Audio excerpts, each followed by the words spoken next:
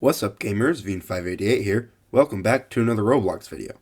Today, I will be showing you the most efficient and effective way to take out Alpha Team, aka the Mercs, and get the Predator badge and Isle, along with giving you an overview of each of the Mercs individually. I am dealing with a sinus infection right now, so if my voice sounds weird at any point in this video, that is probably why. As always, before we start the video, I'd like to point out that most of you watching aren't actually subscribed. So, if you enjoy the video, make sure to like, subscribe, and hit the bell so you're notified when I release new videos. Alright, enough stalling. Let's get into the video.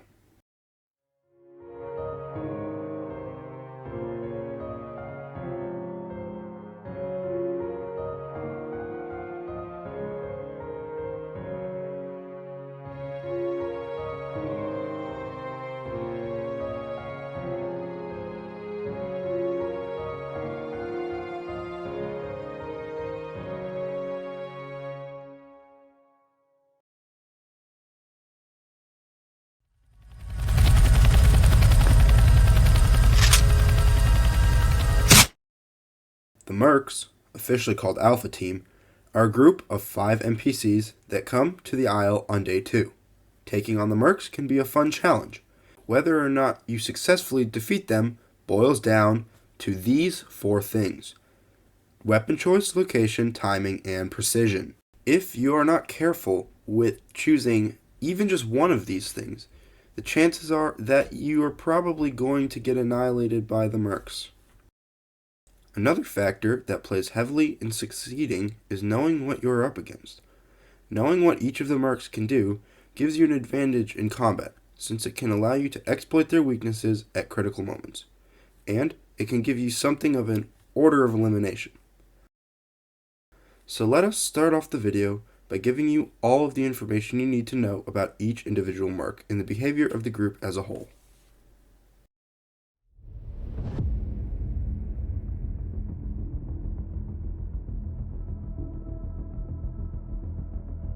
Alpha Team consists of 5 members, as stated earlier.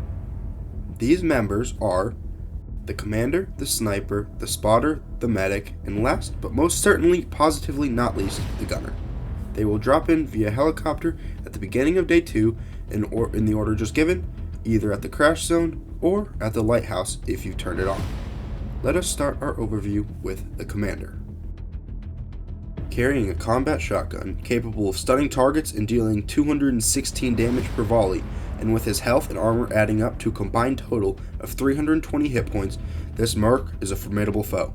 He's a sight range of 300 studs and is the leader of Alpha Team, guiding the rest of the Mercs to various locations. Because the rest of the Mercs follow him and because he has such a large amount of health, he can soak up damage and ammo if you are attacking the team from the front, which can become an issue if you don't have a lot of ammo. He's a beast in close combat, so avoid engaging this foe at close range unless you have a more powerful weapon and some sort of armor such as a ballistic vest. This Merc's biggest weakness is his utter inability to fight at long or even mid-range. A weapon as common as a revolver has double the range of a combat shotgun and is capable of 1v1ing the Commander if used correctly and if you have any extra ammo for it. So because this Merc can only be dangerous at close range, the Commander should be the least of your worries and should be taken out last. The Sniper is equipped with a scoped rifle capable of one-shotting unarmored foes from an incredible range of 4,500 studs. Its health is a little less glamorous. Since it doesn't have any armor, it only has 100 health, and it has a sight range of 300 studs. This Merc relies heavily on the Spotter's sight range to become effective in combat, which limits its capabilities. The Sniper is incapable of fighting in close combat because of the scoped rifle's 5-second firing time and because of its low health. This Merc isn't too big of a threat at close range and can't function properly on its own, so it should be priority number 3 on your takedown list. This is where Alpha Team becomes truly dangerous. The Spotter doesn't boast a lot of health, but he can dish out damage at far, mid, and short range. First of all, his sight range is a whopping 1,800 studs, which is more than the rest of Alpha Team combined. The Spotter has the ability to alert his fellow Mercs to your location if he sees you, meaning that the Sniper can use the massive range and damage his gun is equipped with. At close and mid ranges, even in a 1v1, the Spotter's battle rifle has good accuracy at distance and a decent range of 250 studs. This, paired with its high damage per volley, can make it a nightmare to fight the spotter at mid-range. Because this is the only merc that can be dangerous at all 3 ranges and can alert the other mercs of your presence at such a far range, it is priority number 1 for elimination.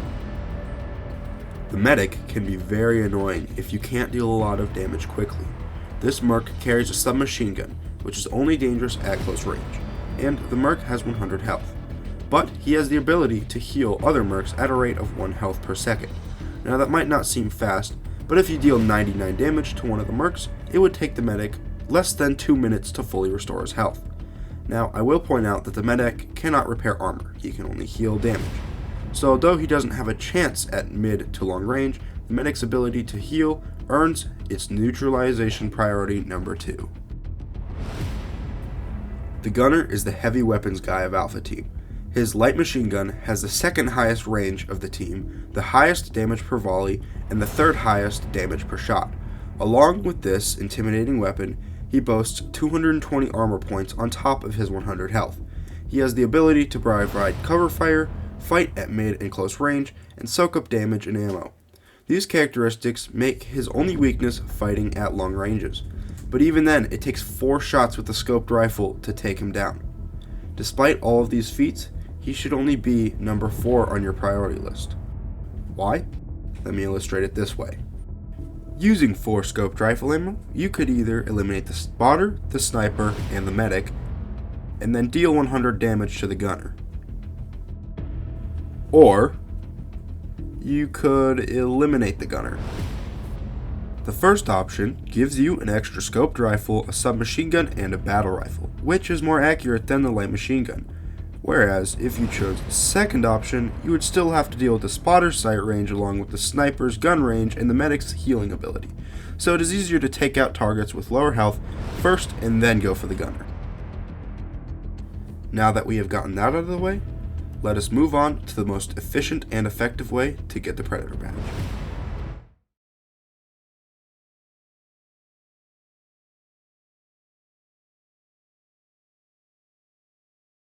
So, there are 5 locations that you need to stop at to obtain the items used in this strategy.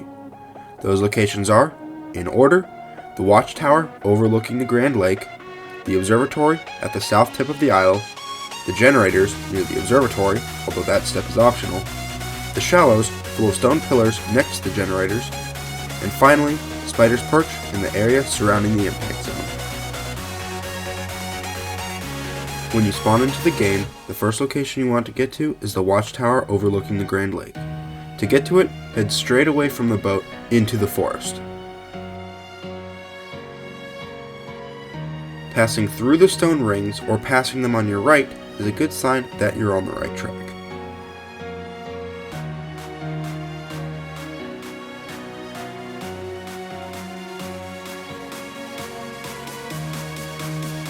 Because of its location, the Watchtower is pretty easy to find.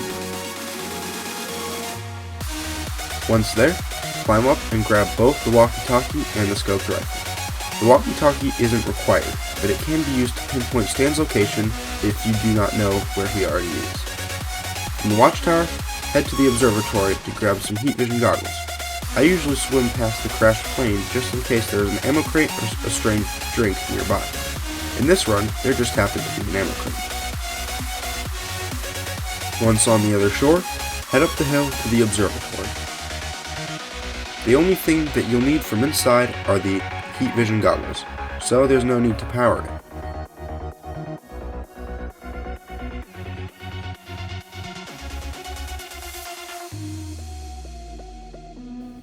The goggles are located on the 2nd floor. Once you have them, head down to the generators to power on either the docks or the comms tower.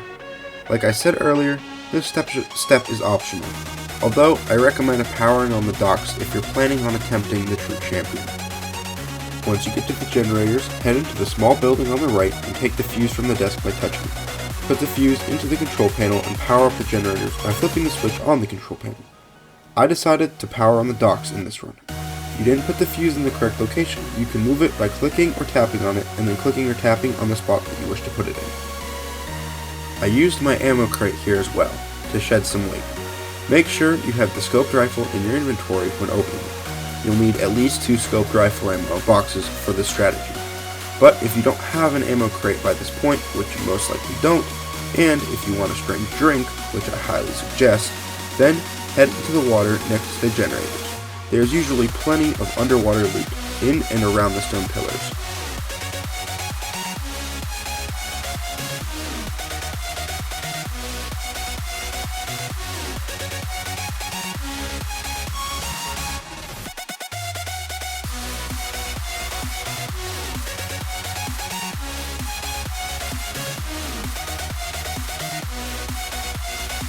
As you could see, there were 2 more ammo crates, but unfortunately no strange drinks.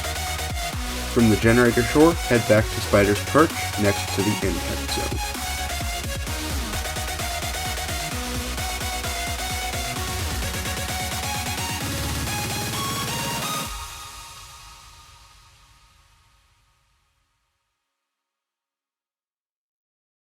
I usually pick up the medical kit from the tents just in case I need it.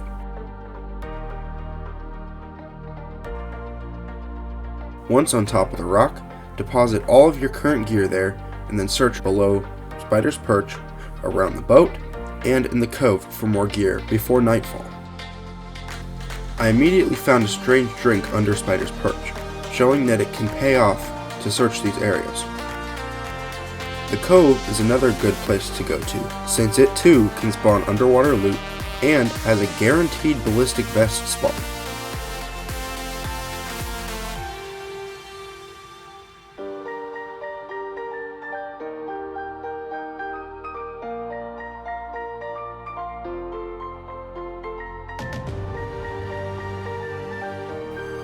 From the cove, I usually get the flashlight from the boat just in case Stan decides to drop by before I go to sleep.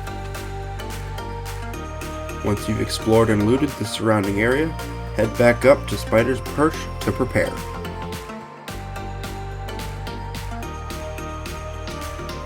Inventory management is important, so you always know what you have and where it is.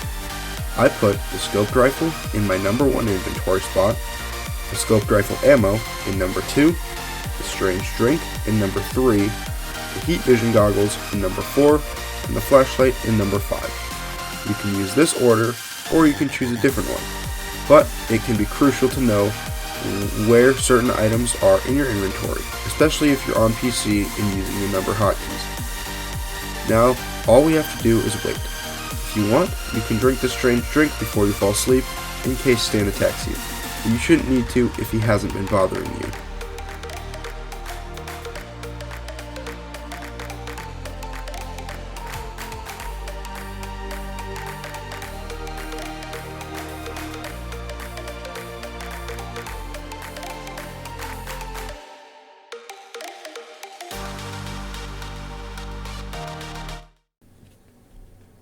At the start of day 2, drop the flashlight and organize the remaining items on the ground. I probably could have and should have done this the day before, but for some reason I didn't. You will have about 1 minute to do this. Stand in a spot where you can see the Merc's landing zone, but make sure that they won't be able to see you when they land. Get ready with your strange drink. Once you see the helicopter start its landing process, drink the drink and take out your scoped rifle. Wait for all the mercs to drop out and move away before making your move. Be very precise when placing your shots. You want to hit the spotter first so the other mercs can't see you at a distance. As soon as you shoot, reload the gun as quickly as possible and fire again, this time at the medic. Repeat the process and fire at the sniper.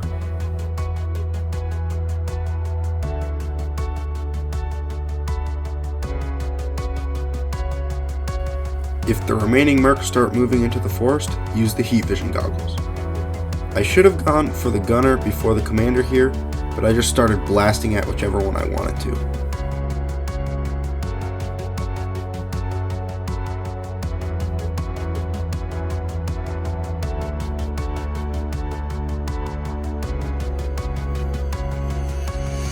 Once your ammo is spent, run back and grab the second box.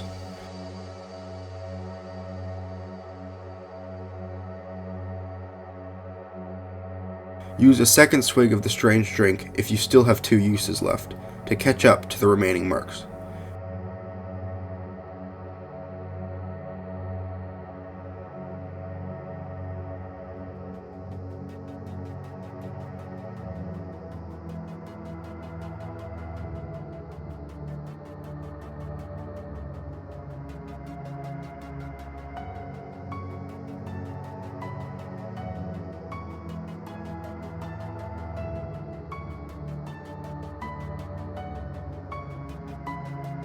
Be careful here not to get too close to them, yet. The gunner still has a decent range and might land a few lucky shots on you.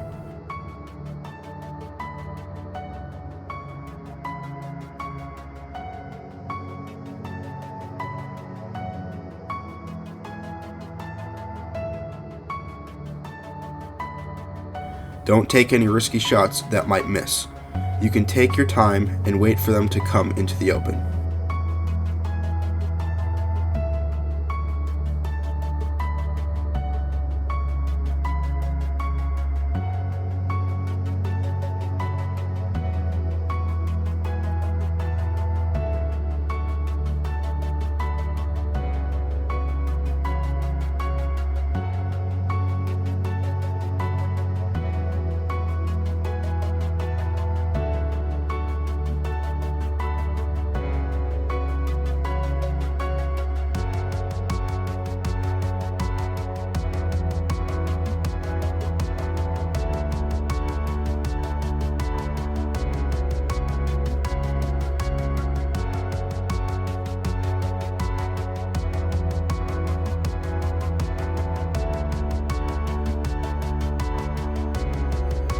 With that final shot, you've gotten the badge. You'll see the message, "You feel a heavy sense of dread for the following day," appear at the bottom of your screen soon after you've taken them down, signifying that the elite mercs will be coming the next day. Thank you guys so much for watching. If you enjoyed the video, make sure to like, subscribe, and hit the bell so you're notified when I release new videos. Also, don't forget to comment down below for any video suggestions or ideas. Until next time, peace out, gamers.